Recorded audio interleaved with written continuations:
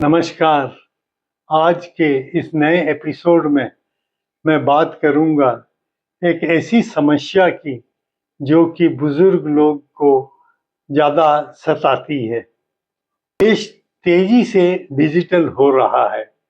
बिजली का बिल हो, पानी का bill, banking, pension, KYC, ticket booking, अस्पताल का पंजीकरण, सरकारी योजनाओं का लाभ या किसी भी प्रकार का प्रमाणीकरण हो, लगभग हर काम अब मोबाइल ऐप या ऑनलाइन माध्यम से होने लगा है।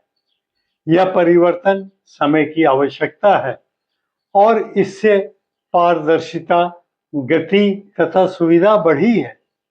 लेकिन इस बदलाव के बीच एक प्रश्न हमारे सामने खड़ा होता है। क्या हमने उन वरिष्ठ जनों के बारे में भी पर्याप्त सोचा है जो 75 वर्ष या उससे अधिक आयु के हैं? यह संख्या भले बड़ी न हो, लेकिन बढ़ती जीवन प्रत्याशा के कारण ऐसे नागरिकों की संख्या लगातार बढ़ रही है। इनमें से अनेक लोग शिक्षित हैं, स्मार्टफोन का उपयोग करते हैं, व्हाट्सएप पर संदेश भेजते हैं और यूट्यूब भी देखते हैं, परंतु हर ऐप का अलग तरीका, बार बार आने वाली ओटीपी, पासवर्ड, अपडेट और विभिन्न चरणों का पालन करना उनके लिए सहज नहीं होता है। यही एक महत्वपूर्ण अंतर समझना होगा। डिजिटल साक्षरता और डिजिटल निर्भरता दो अलग अलग बातें हैं। किसी वरिष्ठ जन का स्मार्टफोन चला लेना यह नहीं दर्शाता कि वह हर डिजिटल प्रक्रिया को बिना सहायता के पूरा कर सकेगा। आज अनेक घरों में यह सामान्य दृश्य है कि किसी सरकारी कार्य, बैंकिंग या ऑनलाइन प्रक्रिया के लिए वरिष्ठ जन को बेटे बेटियों या पोते पोतियों का सहयोग लेना ही पड़ता है। यदि परिवार साथ न हो तो वे असहाय महसूस करने लगते हैं। कई बार तो आवश्यक कार्य केवल इसलिए टल जाता है क्योंकि सहायता देने वाला कोई उपलब्ध नहीं होता है। कुछ दिनों पहले मैं SIR प्रमाणीकरण के लिए लगाए गए एक शिविर में गया। वहां लगभग 80 वर्ष के एक सज्जन बैठे थे। उनके चेहरे पर असमंजस साफ दिखाई दे रहा था। नियुक्त BLO ने अत्यंत धैर्यपूर्वक पूरी प्रक्रिया समझाई, पर अंत में उन्हें भी यही कहना पड़ा, आप घर जाकर किसी परिवार जन की सहायता से यह प्रक्रिया पूरी कर लीजिएगा। यह घटना अपवाद नहीं, बल्कि आज की डिजिटल व्यवस्था का एक सामान्य चित्र है। समस्या यह नहीं कि देश डिजिटल हो रहा है। समस्या यह है कि अनेक स्थानों पर केवल डिजिटल व्यवस्था ही उपलब्ध है। सरकार का उद्देश्य भ्रष्टाचार कम करना, पारदर्शिता बढ़ाना और सेवाओं का सरल बनाना है।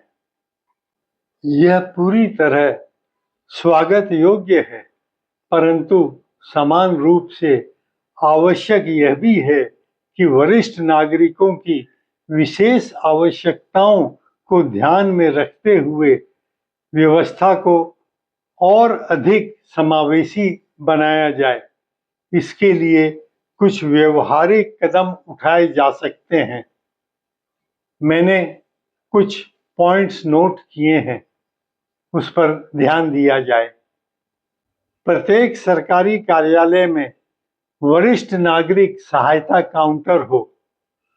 जहां संभव हो, डिजिटल प्रक्रिया के साथ ऑफलाइन विकल्प भी उपलब्ध रहे। समय समय पर मोहल्लों और ग्रामों में डिजिटल सहायता शिविर लगाई जाए। प्रशिक्षित स्वयंसेवक या अधिकृत सहायक आवश्यकता पड़ने पर वरिष्ठ जनों के घर जाकर डिजिटल कार्यों में सहयोग दें। सभी सरकारी ऐप और वेबसाइटों में सीनियर सिटीजन मोड विकसित किया जाए, जिसमें बड़े अक्षर, सरल भाषा और कम चरणों वाली प्रक्रिया हो। यह आवश्यकता केवल सरकारी सेवाओं तक सीमित नहीं है। निजी क्षेत्र में भी अस्पताल, बैंक, बीमा, गैस, दूरसंचार और अन्य अनेक सेवाएं तेजी से पूरी तरह डिजिटल हो रही हैं।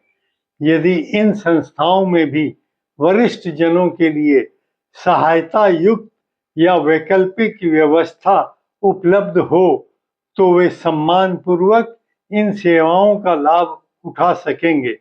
यह उनकी क्षमता का नहीं, बल्कि व्यवस्था की संवेदनशीलता का प्रश्न है। वरिष्ठ जन सुविधा नहीं, सम्मान चाहते हैं, विशेषाधिकार नहीं, बल्कि समान अवसर चाहते हैं। हम एक ऐसे भारत का निर्माण कर रहे हैं जो डिजिटल रूप से सशक्त हो। उतना ही आवश्यक है यह मानवीय दृष्टि से भी संवेदनशील रहे। तकनीक का उद्देश्य मनुष्य को सक्षम बनाना है, उसे असहाय बनाना नहीं है। डिजिटल भारत की सफलता केवल नई तकनीक से नहीं मापी जाएगी, बल्कि इस बात से भी कि 75 वर्ष का एक वरिष्ठ नागरिक बिना असहाय महसूस किए अपनी आवश्यक सेवाओं का लाभ कितनी सहजता से ले सकता है। विकास तभी सार्थक है जब वह सबसे अनुभवी नागरिक को भी साथ लेकर चले। धन्यवाद।